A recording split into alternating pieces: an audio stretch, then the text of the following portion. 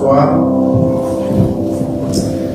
Les enfants peuvent nous quitter pour leur classe. Merci à Frère Victor Folly pour la direction, aux musiciens aussi pour leur ministère auprès de nous. Allons dans Matthieu chapitre 14 ce matin. Matthieu chapitre 14. Combien d'entre vous, on ne vous jugera pas que la réponse soit oui ou non, cette année, là, on est en 2023, en fait, non. Levez pas vos mains, levez-la dans votre cœur, ok, sans que personne ne vous voie. Combien d'entre vous avez lu la Bible tous les jours cette année depuis le 1er janvier? Ne levez pas la main parce que je veux pas mettre qui que ce soit mal à l'aise. Mais peut-être que dans votre cœur, vous êtes comme moi. Mais plusieurs d'entre nous, on est sur un plan de lecture avec Matthieu, le Nouveau Testament en un an. Et là, on est dans Matthieu.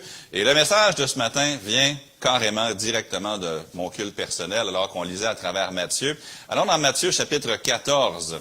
Maintenant, je lisais, je regardais un peu à l'avance. Donc, le message a été rédigé en toute franchise avant que je lise ce passage-là dans la série de lecture. J'espère que ça va être un encouragement pour vous ce matin. Dans Matthieu, chapitre 14, j'aimerais qu'on parle de ce sujet passé de vu à vécu. Parce que des fois, on veut simplement être édifié par ce qu'on voit, mais le Seigneur sait que juste ce qu'on voit, c'est pas assez. Il faut qu'on vive certaines choses avec le Seigneur pour être édifié, pour être bâti. Et ce qui est vrai pour une personne est vrai pour une église également. Donc, on est dans Matthieu, chapitre 14, à partir du verset 22. C'est un passage bien connu, alors que Jésus va demander à Pierre de sortir du bateau et de marcher sur les eaux avec lui.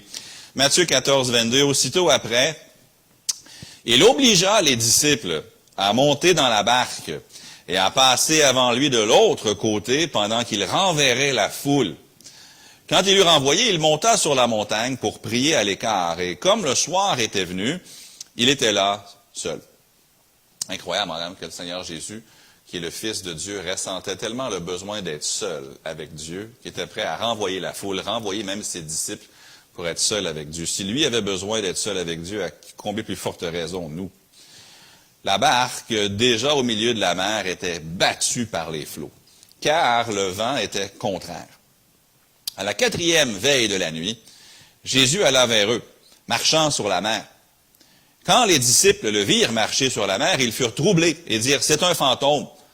Et dans leur frayeur, ils poussèrent des cris. Jésus leur dit aussitôt, rassurez-vous, c'est moi, n'ayez pas peur.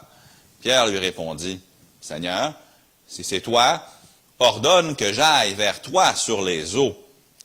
Quelle belle foi. Si c'est Jésus, c'est qu'il n'y a pas de problème, je vais marcher sur l'eau, il n'y a aucun souci. Et il dit, viens. Pierre sortit de la barque et marcha sur les eaux pour aller vers Jésus. Mais, voyant que le vent était fort, il eut peur. Et comme il commençait à s'enfoncer, il s'écria, « Seigneur, sauve-moi! » Aussitôt Jésus étendit la main, le saisit et lui dit, « Homme de peu de foi, pourquoi as-tu douté? » Et ils montèrent dans la barque, et le vent cessa. Ceux qui étaient dans la barque vinrent se prosterner devant Jésus et dire, « Tu es véritablement le Fils de Dieu. » Prions. Père Céleste, tu nous mets dans des situations où nous avons besoin de toi. Nous avons, je pense que tout le monde ici qui est sauvé a vécu des moments où seul le Seigneur pouvait intervenir.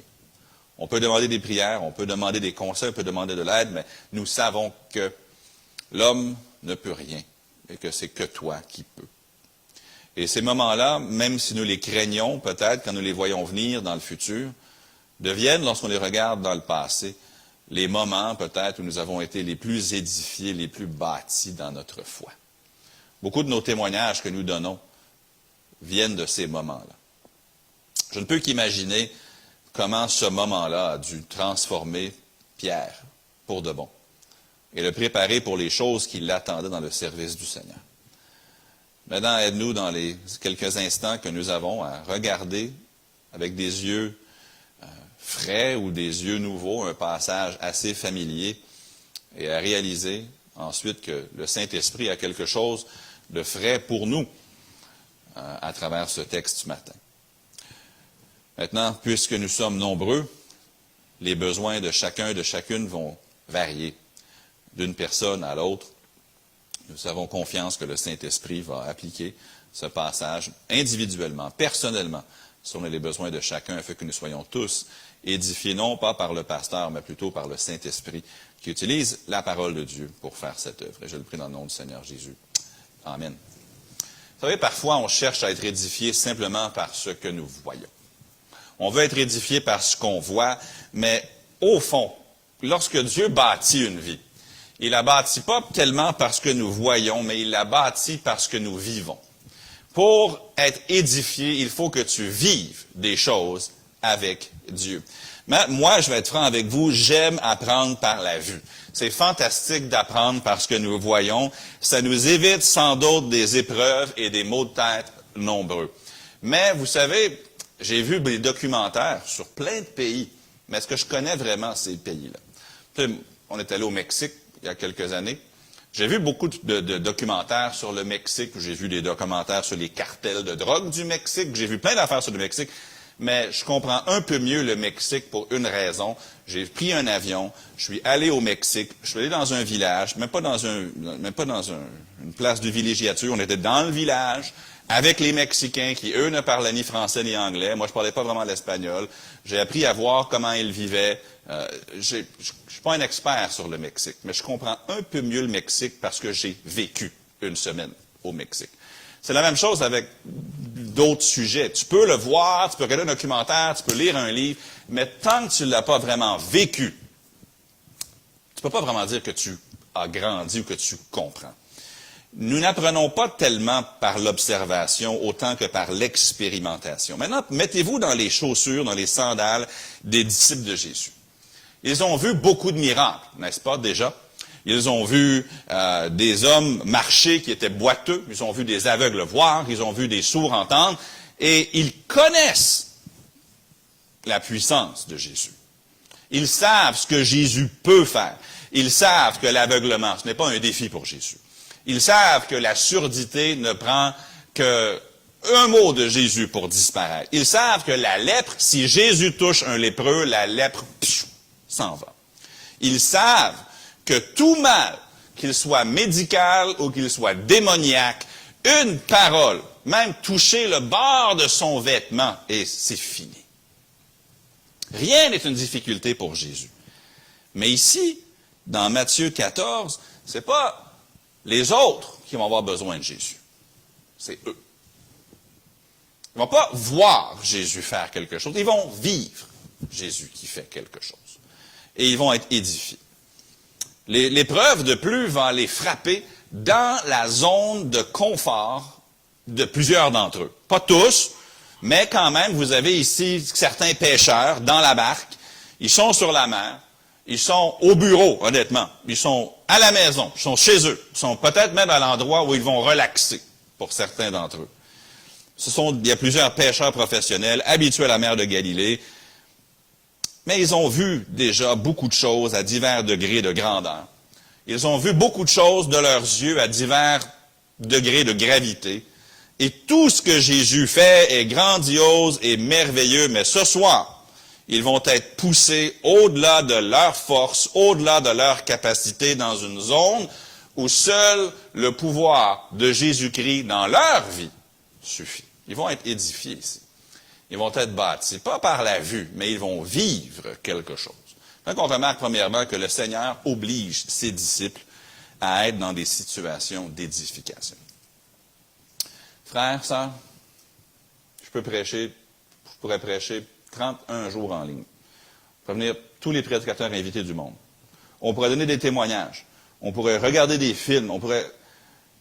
Le jour vient où c'est pas assez. Non, c'est pas remplaçable. On doit lire. On doit entendre la parole de Dieu. La foi vient de ce qu'on entend. Mais la foi grandit dans ce qu'on vit aussi. Des fois, il faut que tu vives certaines choses avec Jésus.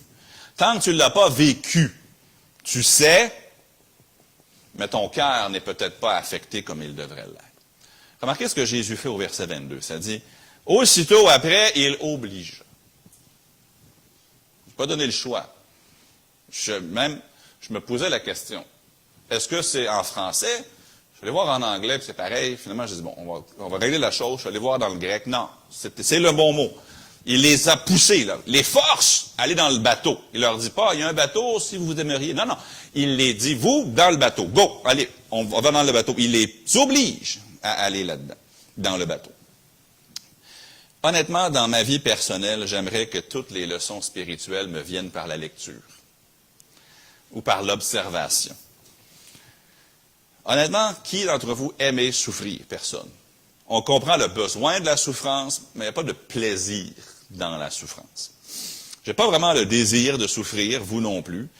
Nous savons que nous sommes appelés à la souffrance, on est prêt à le faire avec l'aide de Dieu, mais personne d'entre nous n'espère être en douleur demain. Personne d'entre nous n'espère être malade ou vivre le chagrin, le deuil ou la crainte. Nous préférons apprendre intellectuellement que par l'expérience.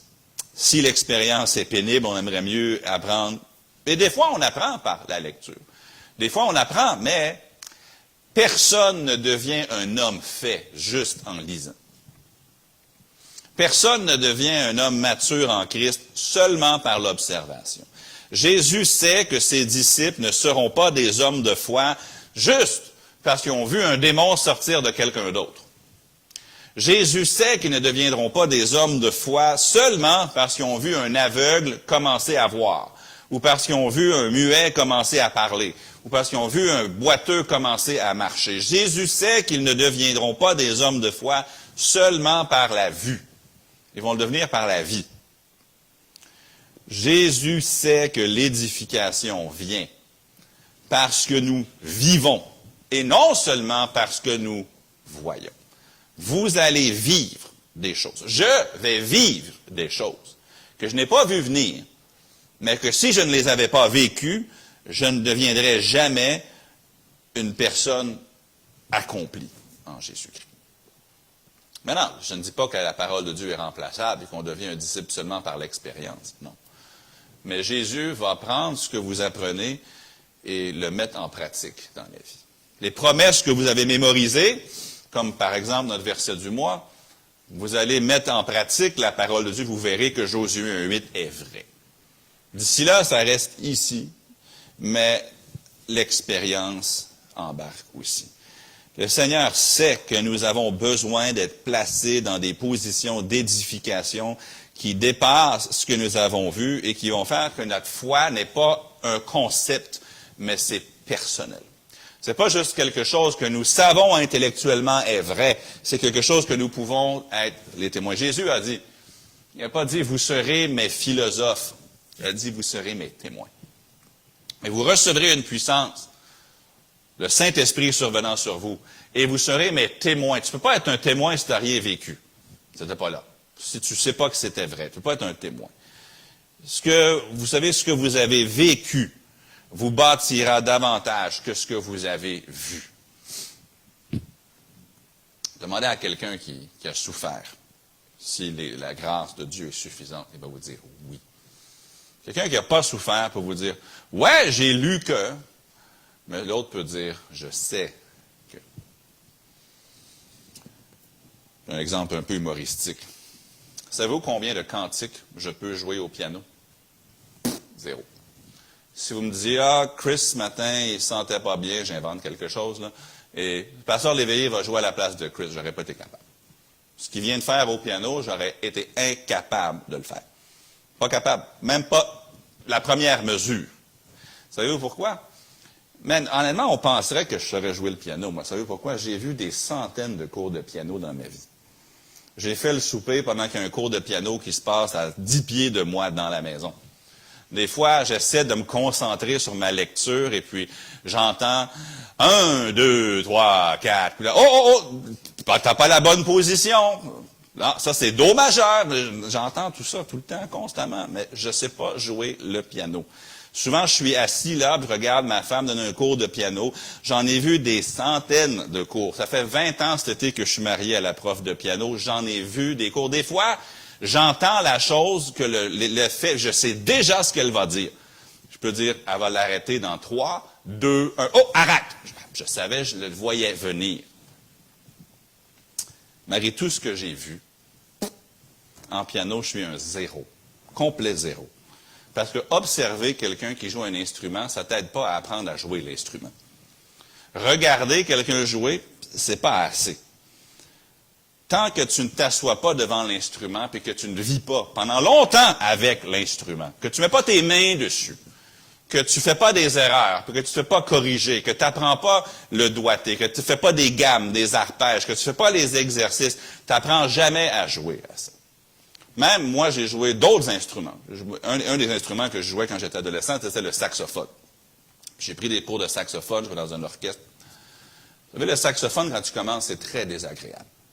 Tes lèvres vont saigner pendant les premières semaines, les premiers mois, parce que la friction que tu as, honnêtement, au début, j'avais toutes les lèvres gercées, ça saignait. J'avais constamment mal aux joues, parce que alors que tu souffles dedans, ça exigeait que les muscles de ton visage soient renforcés, mais j'ai passé à travers la douleur, je faisais mes gammes, je faisais mes arpèges, et puis finalement, je suis arrivé à un point où à l'époque, je pouvais jouer à l'église. Aujourd'hui, si je le sors, fuyez, OK?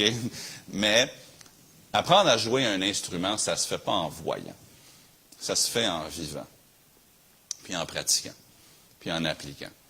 Puis ça devient éventuellement, quand tu viens à un point où l'instrument devient carrément une extension de ton corps. Tu le sens même plus.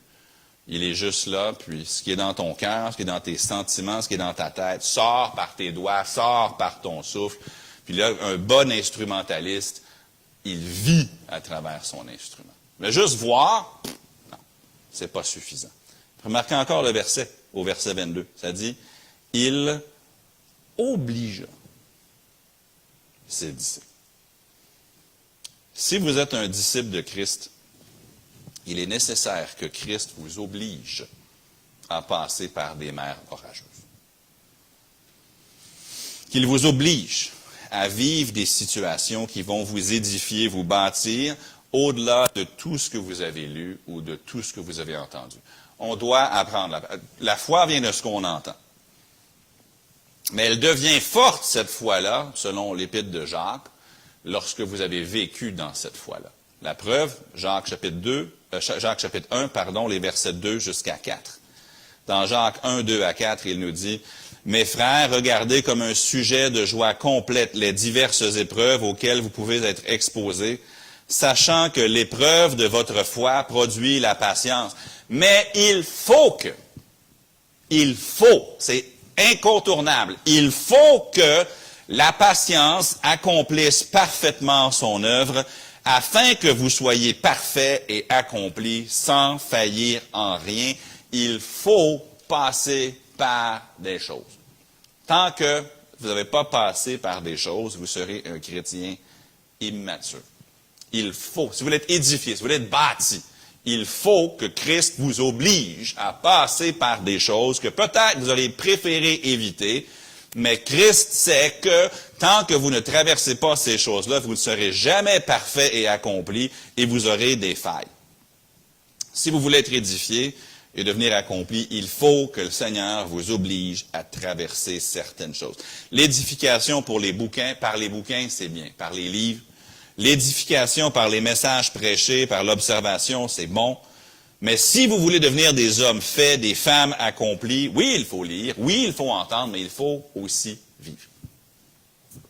Il le faut. C'est incontournable. Jésus va vous obliger d'aller au-delà du vu vers le vécu. Il faut. Il faut passer du vu au vécu. Vous avez demandé à Pierre avant, pourquoi tu penses qu'il est le Fils de Dieu?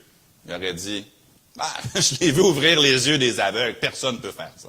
J'ai vu des démons crier en sortant, ne nous tourmente pas. Ouais, mais à partir de ce soir-là, comment tu sais qu'il est le Fils de Dieu? Un jour, il m'a dit, sors de la barque, puis j'ai marché sur l'eau.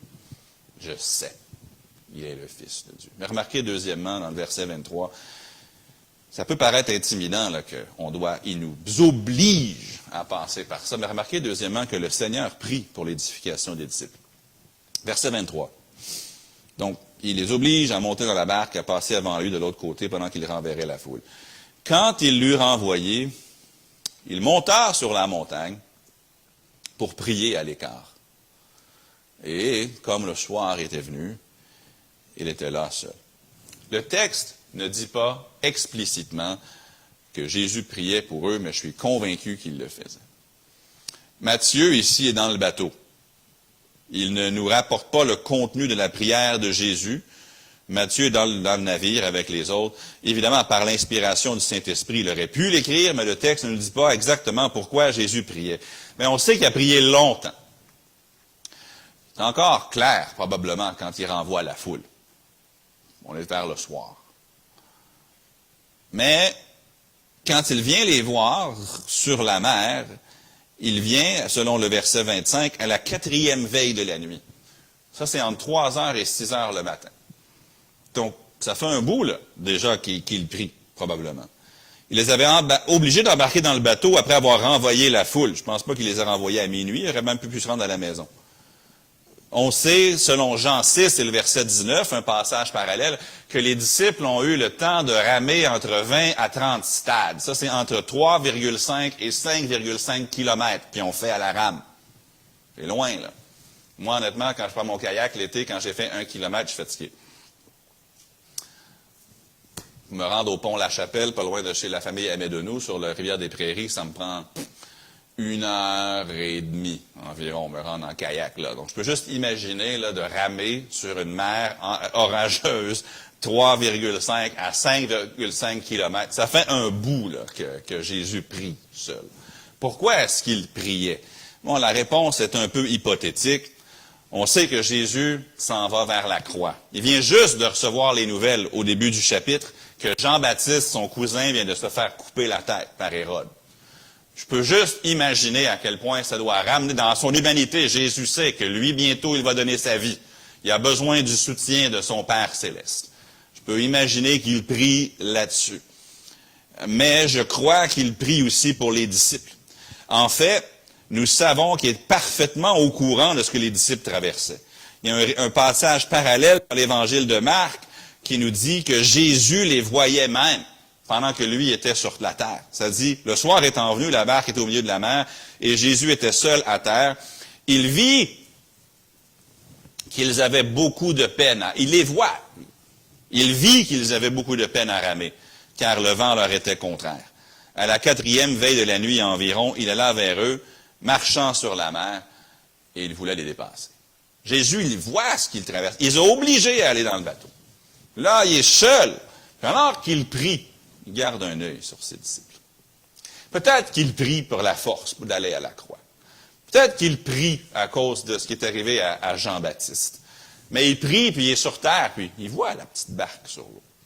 Il voit la petite barque qui est contraire au flot. Je suis convaincu qu'il prie pour eux. Il les voit. Il est au courant de leur situation. Vous savez, c'est une vérité qui dépasse largement un texte narratif comme celui-ci. Jésus voit ce que vous traversez. Il le voit. Jésus, il en voit tellement plus que nous, en plus. Il voit les réalités spirituelles. Vous vous souvenez quand il dit à Pierre, « Satan t'a réclamé pour te cribler comme le froment, mais j'ai prié pour toi, afin que ta foi ne défaille point. » Pierre dit, non? Un de mes passages préférés dans le livre de la Genèse, c'est l'histoire d'Agar, la servante de Sarai. On se souvient que Sarai était stérile, puis elle ne pouvait pas avoir d'enfant, puis elle a eu l'idée culturelle, dans leur culture, ça se faisait. C'était pas dans la volonté de Dieu, mais dans leur culture, c'est quelque chose qui se faisait. Si une femme était stérile, elle pouvait prendre sa servante, donner sa servante pour coucher avec son mari, et l'enfant qui en résulterait deviendrait celui de la maîtresse de Sarah, dans le fond. Donc, elle donne Agar à Abraham. On sait qu'Ismaël naît de ça. Ce n'est pas l'enfant de la promesse. L'enfant de la promesse, c'était Isaac, qui allait venir. Mais évidemment, Agar a commencé à regarder Sarah d'un autre œil. Puis Sarah commence à prendre Agar en haine. Et finalement, Agar, à 2 reprises, va se faire. Une première fois, elle se fait expulser. La deuxième, elle revient. Puis la deuxième fois, elle se fait renvoyer pour de bon avec Ismaël. Mais la première fois qu'Agar se fait envoyer avec son fils Ismaël, il manque d'eau, puis elle pense mourir. Puis elle va aller plus loin, elle laisse son fils. Elle ne veut pas le voir mourir. Mais l'ange de l'Éternel vient vers elle. Et elle dit, « Qu'est-ce que tu fais ici, Agar? » Puis il va l'encourager, par là son cœur, la renvoyer à Sarah. Puis Agar, le puits où l'Éternel est intervenu, elle donne un magnifique nom à l'endroit. Elle l'appelle Lacaï Roi. Ce qui veut dire le puits de celui qui est vivant et qui me voit. Quand tu es dans le désert et tu penses que ton enfant, c'est fini, l'Éternel te voit.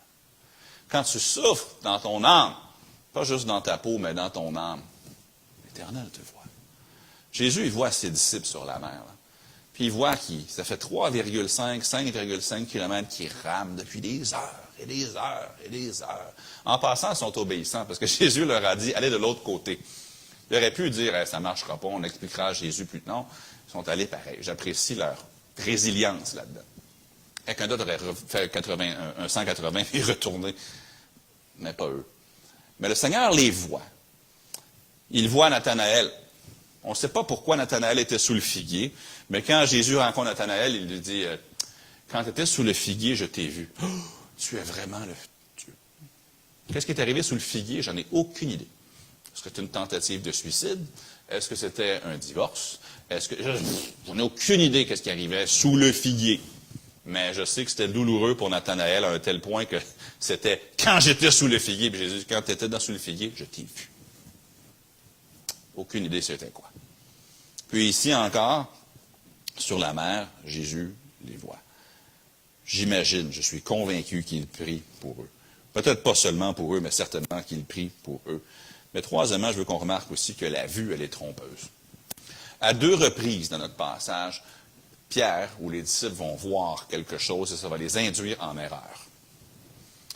Les 2 fois qu'ils disent, que le texte nous dit qu'ils ont vu quelque chose, c'était pas fiable. Remarquez au verset 26. Ça dit, quand les disciples le virent marcher sur la mer, ils furent troublés et dirent, c'est un fantôme. Et dans leur frayeur, ils poussèrent des cris. Si on va au verset 30, ça dit, mais voyant que le vent était fort, Pierre, eut peur. Et comme il commençait à s'enfoncer, il s'écria, Seigneur, sauve-moi. La vue, elle est trompeuse. On veut être édifié par la vue. Le problème, c'est qu'on ne peut pas faire confiance à ce qu'on voit. Ce qu'on voit, ça nous mène parfois dans l'erreur. Il faut vivre avec Jésus en mettant en pratique la parole de Dieu. C'est comme ça qu'on est édifié. Il y a des choses que tu vois chez l'autre qui ne sont peut-être pas vraies pour toi. Dieu peut faire quelque chose dans sa vie qui n'est pas sa volonté pour toi. Ta vue peut te tromper de 1001 manières. La première chose qui leur est arrivée, c'est qu'ils ont pensé voir un fantôme qui les pourchassait sur la mer. Vraiment, quand je dis ça, des fois, j'ai envie de rire. Voici qu'ils ont sorti cette idée-là. En fait, vous savez, c'est la seule place dans toute la Bible où on trouve le mot fantôme. Nulle part ailleurs est-ce que ça parle de fantôme dans la Bible. Peut-être que vous dites que fantôme, c'est juste Monsieur Second. Non. Le mot en grec, c'est le mot fantôme. Une apparition, un fantôme. C'est le mot. C'est exactement ça. Ils pensent voir un fantôme. Je me suis dit, mais d'où ils ont pris cette idée-là d'un fantôme? Mais mettez-vous à leur place. Vous êtes en train de ramer. Vous êtes une douzaine dans le bateau. Et il y a quelqu'un qui marche. Vous n'avez jamais vu une personne marcher sur l'eau de votre vie. Puis il y a quelqu'un qui s'en vient en marchant sur l'eau. Qu'est-ce que vous allez penser, vous? Ah, ça doit être Jésus. Hein? C'est quoi? Quelqu'un qui marche sur l'eau. Ils ont dit, certainement, ça doit être un fantôme. Puis ils crient parce que le fantôme s'en vient vers eux. Là. Je me mets à leur place. D'un côté, je trouve ça cocasse. De l'autre côté, j'aurais pas fait mieux. La deuxième chose, ensuite, la vue est encore venue tromper Pierre. Il est supposé regarder Jésus. Non, il commence à regarder le vent. Évidemment, les vagues, l'effet du vent. Puis il commence à avoir peur. On veut être édifié par la vue.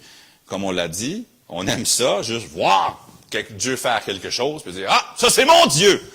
Mais c'est pas assez, parce que des fois, ce qu'on voit, ça nous mène dans des fausses conclusions. La vue n'est édifiante et bâtissante que si nous comprenons ce que nous voyons. Ou encore, si nous comprenons bien ce que nous voyons.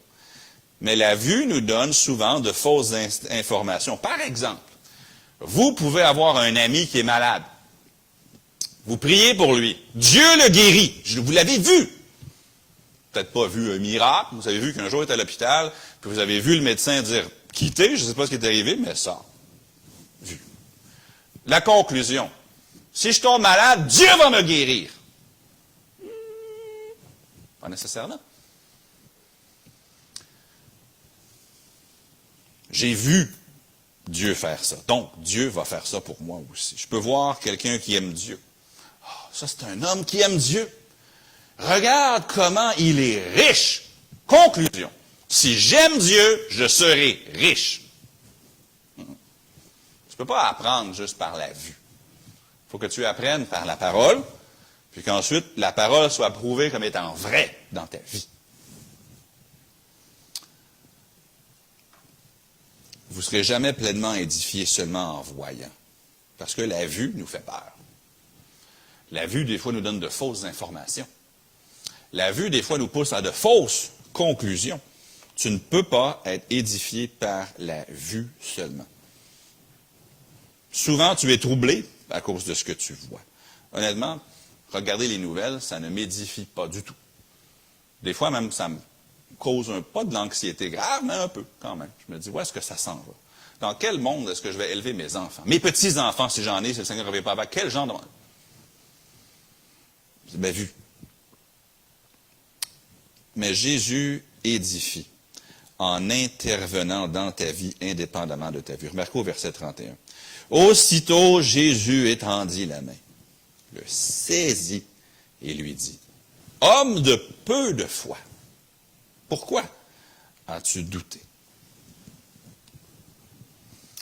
Nous devons arriver à un point où nous comprenons et nous croyons que Jésus, que Dieu est suffisant indépendamment de ce que nos sens nous disent. Je vois que la situation est désespérée. OK, je crois en Dieu. J'ai mal et je ne sais pas si je peux continuer dans cette douleur. Mais ma foi en Dieu est plus grande que mes sens. J'entends de mauvaises nouvelles. Ça me décourage, mais ma confiance en lui est plus grande que ce que j'entends. Afin que vous soyez des hommes faits, accomplis. Jésus édifie en intervenant dans ta vie, indépendamment de ce que tu vois. Et il faut arriver à un point où nous ne sommes pas aussi impressionnés par ce que nous sommes, par ce que nous voyons, que nous ne le sommes par qui le Seigneur est. Peut-être qu'on peut simplifier ça un peu. Il faut qu'on soit plus impressionné par Jésus que par ce qu'on voit. Pierre est impressionné par les vagues.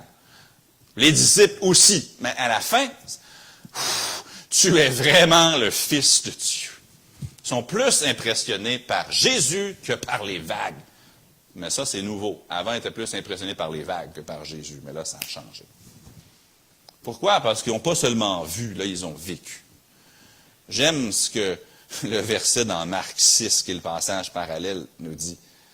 Pour Jésus, la tempête n'est tellement pas problématique qu'il va les dépasser à pied. Remarquez dans Marc 6, 48. Jésus vit, donc il vit qu'ils avaient beaucoup de peine à ramer, car le vent leur était contraire. À la 4e veille de la nuit environ, il alla vers eux, marchant sur la mer, et il voulait les dépasser. Imaginez-vous. Ça vous arrive des fois que quelqu'un veut vous dépasser? Moi des fois, je viens ici en vélo l'été. OK? Je viens à l'église en vélo. Ça me prend 48 minutes bien comptées de ma porte jusqu'ici en vélo. Il y a une chose qui m'irrite. Je ne me considère pas un grand athlète, mais je ne me considère pas un complet nul athlétique non plus. Des fois, j'entends « ding, ding », puis là, vroom, il y a un autre vélo qui me dépasse. Je suis comme, ah là, moi, j'allais vite là, sur mon petit vélo hybride. Mais t'as un gars sur son 10 vitesses, là, généralement, tu les vois là, avec leur maillot de cycliste, avec plein de publicités imprimées dessus. Là, tu les vois, puis tu es dans leurs jambes, puis fiou, je me dis, jamais, au grand jamais, est-ce que je serais capable de suivre ce vélo-là. Puis là, je me dis, Éric, tu t'en vas juste à l'église. Laisse faire les autres cyclistes. Là. Concentre-toi sur te rendre en sécurité, tu vas être correct. Mais imaginez-vous ces disciples-là qui rament, puis qui souffrent, puis qui rament, puis Jésus dit « Salut les gars, bye! » Lui, il marche sur l'eau, puis il veut les dépasser.